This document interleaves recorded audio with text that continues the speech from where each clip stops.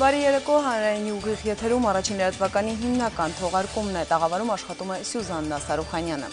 Իսկ այժմ մեր թողարկման հիմնական թեմաների մասին համառոտ։ Նախագահի պաշտոնի առաջադրումների ավարտը, այսօրվանից կսկսվի թեկնածուների գրանցման ժամանակահատվածը, որը կավարտվի հունվարի 14-ին։ Նախապատրաստման 2 և սպասման 20 տարիներ, սահմանամերձ Չինարի գյուղում մեծ հանդիսությամբ բացվել է գյուղի ինքնապաշտպանության կռիվների հերոսների հիշատակի հուշակոթողը։ Միացյալ Նահանգները Թուրքիային չի տրամադրի ամերիկյան արտադրության գերժամանակակից ռազմանավեր։ Միացյալ Նահանգների Սենատը հայկական ու հունական լոբբիստների ճնշման տակ փոխել է ներկայացուցիչների տան որոշումը։ Բարձրաստիճան զինվորականների ձերբակալությունների հերթական ալիքը Թուրքիայում, կալանավորվել է թուրքական զինված ուժերի գլխավոր շտաբի նախկին պետը։ Վլադիմիր Պուտինը տարվա ամենահեղինակավոր և ազդեցիկ քաղաքական գործիչ։ Ըստ ամերիկյան Foreign Policy ամսագրի ներկայացրած վարկանիշային ցանկի Ռուսաստանի նախագահ Վլադիմիր Պուտինը ցուցակում երկրորդ տեղում է, բայց փաստացի նա առաջատարն է։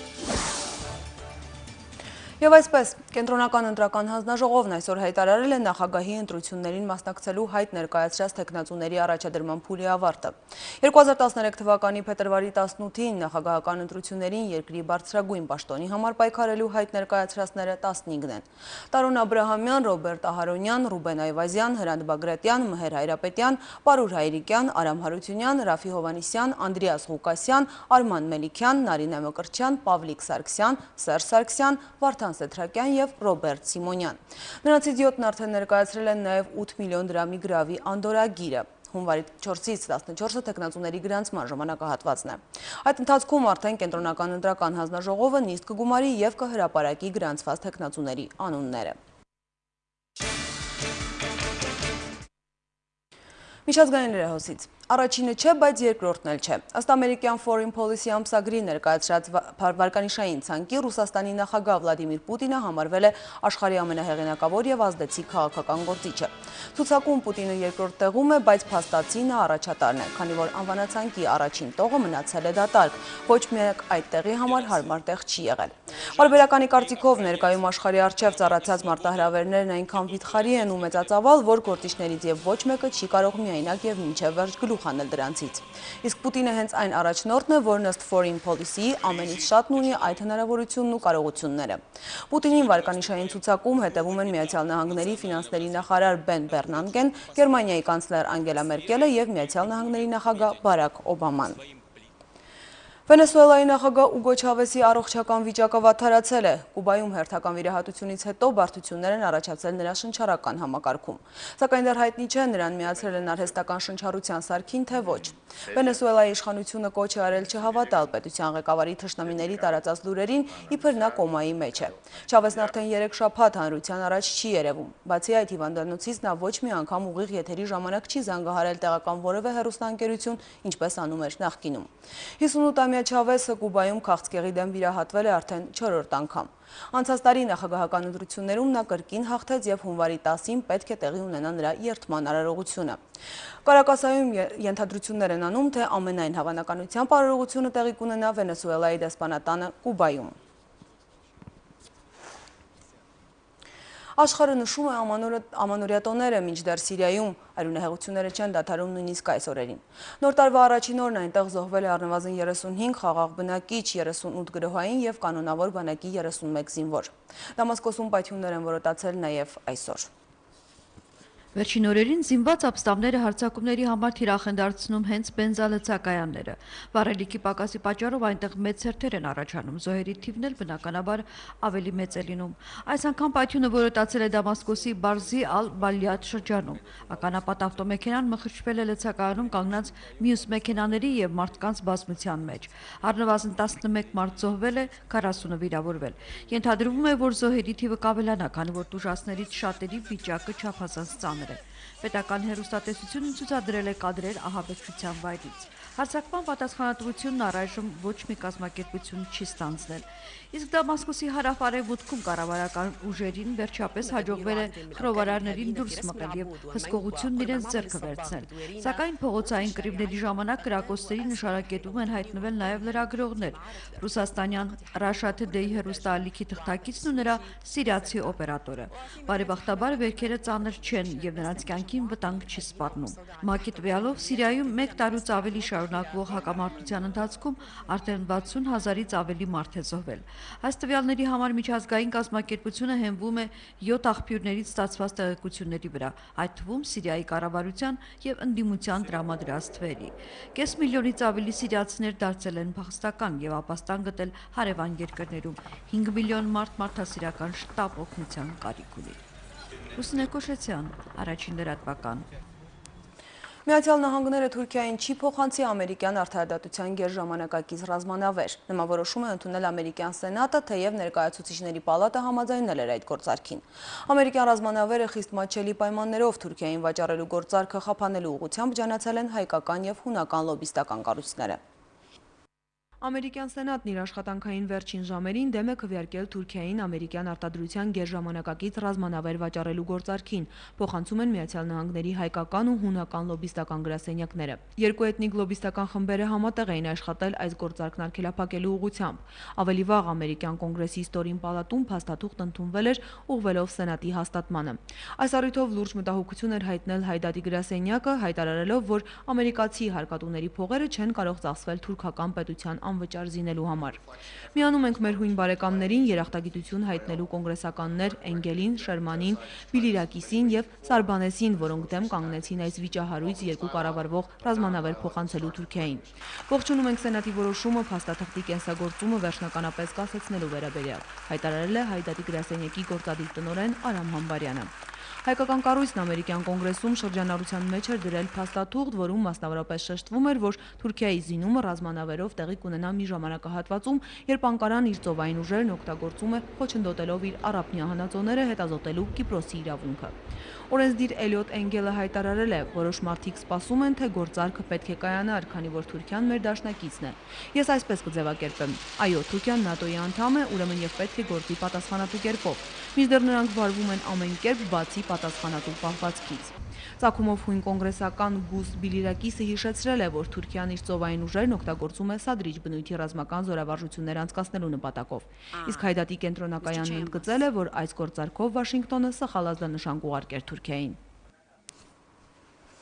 Միացյալ Նահանգների զինծառայողները, որոնք պետք է սպասարկեն Թուրքիայում թուրք-սիրիական սահմանին տեղակայված Պետրիոտ զենիթահրթիռային համալիրները, այսօր ժամանել են Թուրքիա։ Թուրքական լրատվամիջոցների տեղեկություններով 27 զինծառայողներից բաղկացած ջոկատն այժմ Թուրքիայի հարավի Գազիանթեփ քաղաքում է գտնվում։ Նրանք պետք է ղեկավարեն Պետրիոտ զենիթահրթիռային համալիրների տեղակայումը։ Հիշեցնենք, որ ՆԱՏՕ-ի կառավարման ներքո թուրք-սիրիական սահմանին կտեղակայվեն Պետրիոտ տիպի 6 միավոր զենիթահրթիռային համալիրներ, 2-ը Միացյալ Նահանգներից, 2-ը Գերմանիայից, ևս 2-ը Նիդերլանդներից։ Սպասվում է, որ բոլոր 6 մարտկոցները մարտական հերթապահություն կսկսեն իրականացնել արդեն հունվարի վերջից։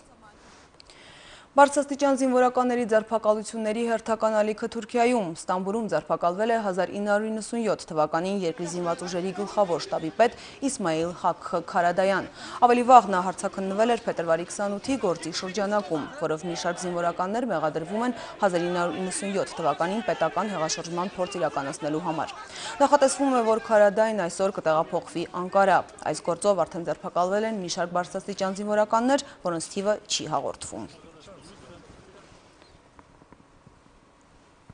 Այլ թեմաների մասին։ Տավուշի մարզի սահմանամերձ Չինարի համայնքում 20 տարիների սպասումից հետո վերջապես հանդիսավորությամբ կայացել է գյուղի ինքնապաշտպանական եւ Արցախի ազատագրության մարտերում զոհված ազատամարտիկների, ինչպես նաեւ ադրբեջանական հրետակոծությունների ժամանակ սպանված խաղաղ բնակիչների հուշակոթողի բացումը։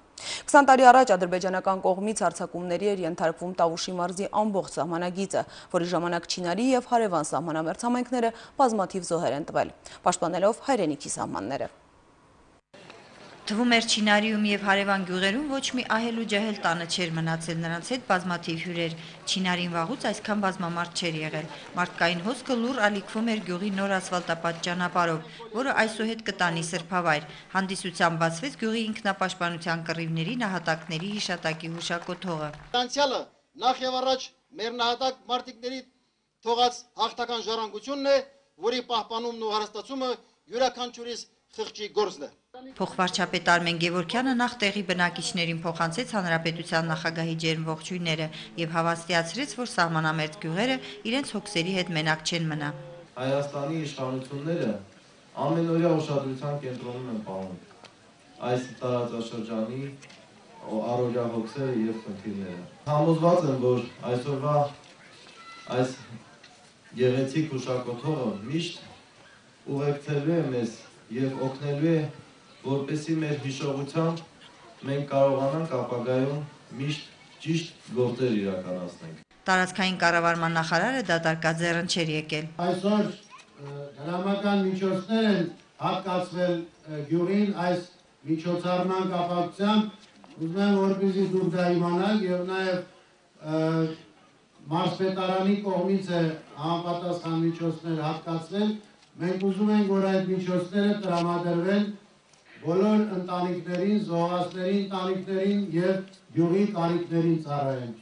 Արարողությանը հիշեցին եւ երախտիկի տուրք մատուցեցին ոչ միայն նահատակներին, այլև մեր կողքին ապրող ազատամարտիկներին, նրանց հանձնելով Արցախի նախագահի, հայկական երկու հանրապետությունների պաշտպանության նախարարների, երկրապահների միության մեդալներ։ Սահմանային մարտերին Չինարին տվել է 4, շրջակա 4 գյուղերը 47 զոհ։ Հարևան Այգեձորը Չինարիի հետ կիսել է եւ կռիվը եւ ուրախությունը։ Մենք պետք է ազատագրած պահենք մեր հողերը, մենք պետք է միասին լինենք։ Ես կոչ եմ անում մեր բոլոր Հայաստանում ապրող հայրենաբնակներին,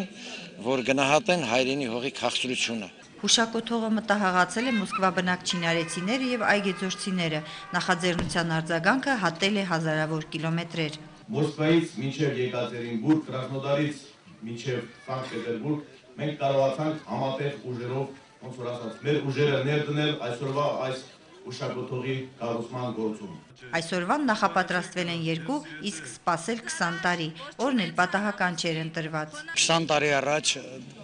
տարածքում մենք թշնամին 3 ճակատով շուրջ 500-600 հրոսակներով ցանկություն ունեկամ հարձակում գործեցին գյուղի վրա, սակայն հերոսաբար չինարեցիները եւ ոչ միայն չինարեցիները, այլ հարակից գյուղի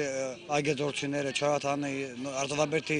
բոլոր երկրապահ, բոլոր հայրենասեր տղաները միավորվեցին եւ կարողացանք մի համոր կերպով հետ մղելնենք թշնամուն։ Իրենց զոհված հարազատների հիշատակը խնկարկելու եկած չինարեցիների խոսքով հուզական եւ հպարտության օր է, նաեւ խորհուրդ եւ խորհրդանիշ նոր սերնդի համար։ Այս սիմվոլը գալիք սերունդերի համար դաստիարակչական մի մեծ դպրոց է, որ մեր սերունդները պետք է իմանան իրենց հայրերի, իրենց պապերի, իրենց նախապապերի մասին։ Գյուղի վրա էլ միշտ կթևածի հարցվային ոգին։ Երբեք անենք թշնամին չի կարող կոտրել հայ մարդու ոգին, հայ չինարեցին կանգուն է։ Այգեձորցի քանդակագործալիկ Բաբայանի ձեռքի գործը նրանց սրտով էր, վայրը եւս պատահական չէր ընտրված։ Հուշակոթողը կանգնեցվել է մի քանի ամիս առաջ այս տարածքում տեղադրված խաչի հարևանությամբ եւ սահմանից բաժանում է մի քանի տասնյակ մետր։ Ասել է հայրենի հողի հանդեպ թշնամական ամեն ոտնձգություն հակահարված կստանա եւ դա օժնված կլինի։ Գայանե Թամամյան, Արմեն Ասատրյան, Առաջին լրատվական։ Հունվարի 3-ին կյանքի 78-րդ տարում վախճանվել է մեխանիկայի բնագավառի խոշոր գիտնական, Գիտությունների ազգային ակադեմիայի ակադեմիկոս, գիտության վաստակավոր գործիչ, ֆիզիկա-մաթեմատիկական գիտությունների դոկտոր, պրոֆեսոր, Երևանի պետական համալսարանի մեխանիկայի ամբիոնի պատվավոր վարիչ Վլադիմիր Սարգսյանը։ Հոգեհանգիստն այսօր է, հուղարկավորությունը տեղի կունենա հունվարի 5-ին ժամը 13-ին Սունդուկյան փողոց 90 հասցեում։ Նկարչական յուրովի ձեռագիր և յուրովի մեկնաբանություն, սրանք այն հատկանիշներն են, որոնցով կարելի է ներկայացնել երիտասարդ նկարչուհի Լիանա Մկրտչյանին։ Թեև նա կատուների մեծ սիրահար է, այդուհանդերձ օձի տարին դիմավորել է լավագույն ակնկալիքներով։ Համադրելով կատվային և օձային հատկանիշները, 2013-ին նա իր և իր գործընկերների համար ստեղծագործական զարթոնք է ակնկալում։ Դառը սուրճ հերթական գեղանկարից առաջ 23-ամյա Լիաննան իրավաբանական ֆակուլտետի նախավերջին կուրսում հասկացավ ուսումնական և մասնագիտական ծառաբեռնվածությունից դիտքաթափվելու լավագույն տարբերակը նկարելն է։ Ռեալիզմի սիրահար երիտասարդ նկարչուհին առաջին մասնագիտության մասին արդեն մոռացել է։ Հիմա ապրում է նկարելու և նկարում է ապրելու համար։ Ես ունեցել եմ 2 հատ անհատական ցուցահանդես և 3 հատ խմբային։ Օձի տարում ծնված նկարչուհին իր և սառնարյուն սողունների բնավորությունների մեջ բազմաթիվ նմանություններ է գտնում։ 2013-ն էլ հայտարարել է իր տարի, առջևում նոր ձեռքբերումներն են։ Պատրաստում ցուցահանդես ունենալ, գրքի շնորհանդես նաև, և ինձ թվում է, քանի որ 12 տարի մեկ է լինում տենց հնարավորություն, պիտի որ ինձ համար լինի շատ վառ եւ երջանկությունով լի տարի։ Խորհրդավոր նկարները Լիանա պահում է իր փոքրիկ արվեստանոցում, սպասելով մեծ ցուցահանդեսի։ Ամենահայտնի կտավը պատրաստ է, արյունով այս աշխատանքով նա ազդարարեց նոր կյանքի սկիզբը։ Իմ ներքին այսպիսի հիասթափությունն է այդպես արտահայտել եւ իմ նախկին ընկերոջ արյունն է։ Իհարկե նախկին էսքանից հետո։ Սև կատուն օծի բնավորությամբ նկարչուհու համար եւս մուսա է, այն իրեն հաջողություն է բերում։ Նոր տարի նկարչուհին տանն է դիմավորել։ Հավատում է, որ տարին ինչպես դիմավորես, այնպես էլ կանցնի հասույթին։ Ուզում է միշտ ընտանիքի հետ լինել։ Օծը վատ կենդանի չէ, ուղղակի պետք է միշտ զգույշ լինել նրա հետ, վստահ է Լիաննան։ Սա էլ իրենց նմանություններից մեկն է։ Գեղեցիկ ու խոհեմ սողունը երբեմն թունավոր է լինում, ինչը սակայն նաև բուժիչ հատկություն ունի։ Եվ հուսով է, որ այլևս ստիպված չի լինի արյունով գրել կամ նկարել։ Տիգրան Դանիելյան, Արմեն Անդրեասյան, Առաջին լրատվական։ Հայ խոհարարներն ու ազգագրագետները համոզված են, որ հայկական ավանդական կերակուրներն ի տարբերություն հարևան ժողովուրդների կերակրատեսակների ունեն խիստ հավասարակշռված բնույթ եւ փոխլրացնող գործառույթ։ Այդ կերակուրները խստորեն սահմանազատում են, որ կրամոլությունը ուրախ ու բազմաժամ քեֆերից, համադամասիրությունը զեղությունից։ Հավասարակշռված կերակրատեսակները նպաստել են մարդու օրգանիզմի բնական կենսագործունեությանը, ապահովելով բոլոր վիտամինների ընդունումը։ Սննդարար ու մսառատ տոներից հետո տանտիկիններն այժմ պատրաստում են բեռնաթափող կերակուրներ։ Դրանցից մեկն էլ լորվա մախոխն է։ Հատկապես ամանորին խորհուրդ են տալիս պատրաստել լորվա մախող, քանի որ այն տոնական յուղոտ ու մսառատորից հետո օրգանիզմը բեռնաթափող կերակուր է։ Իր առավելությունը նաև որ առաջինը նա թթու ապուր է, թթվաշ է, բնականաբար նա օգնելու է մեր մարսողությանը։ Պատրաստման համար անհրաժեշտ է բլղուր, ծեծած միս կամ ինչպես ասում են էջմիածնի քյուֆտա, գառան միս, գառան դմակ, լոլիկ եւ համեմունքներ, հոնի ճիր, սխտոր, մի քանի ընկույզ եւ հոնի մածուկ։ Գառան միսը կտրատում ենք, լցնում ենք մեր կավե ամանի մեջ։ Ջուր ենք լցնում, այո, եւ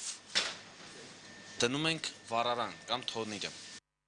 Մինչ կեպի գառան միսը կտրտվում է սոխը եւ սխտորը։ Գառան մանրացրած դմակը լցում է տաքացված թավայի մեջ։ Բոլորի մոտ սխալ կարծիք կա, որ գառան դմակի մեջ շատ յուղ կա, շատ խոլեստերին կա, բայց ասեմ հակառակը, որ գառան միսը միակ միսն է, որ խոլեստերին քիչ է պարունակում։ Այնուհետև կտրտվում է լոլիկը։ Մոտ 150 գրամ լոլիկ ենք վերցնում։ 80 գրամ գառան միս,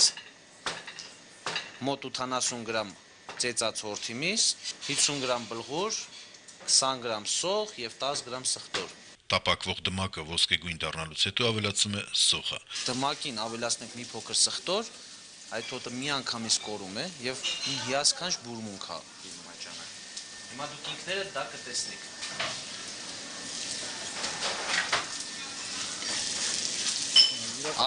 Ասեք, որ փոխվեց մի անգամից փոխվեց հոտը։ Մինչ լոլիկը կտապակվի, սոխերացի հետ այնքան, որ դառնա միասեռ զանգված, պատրաստում են մսագնդիկները։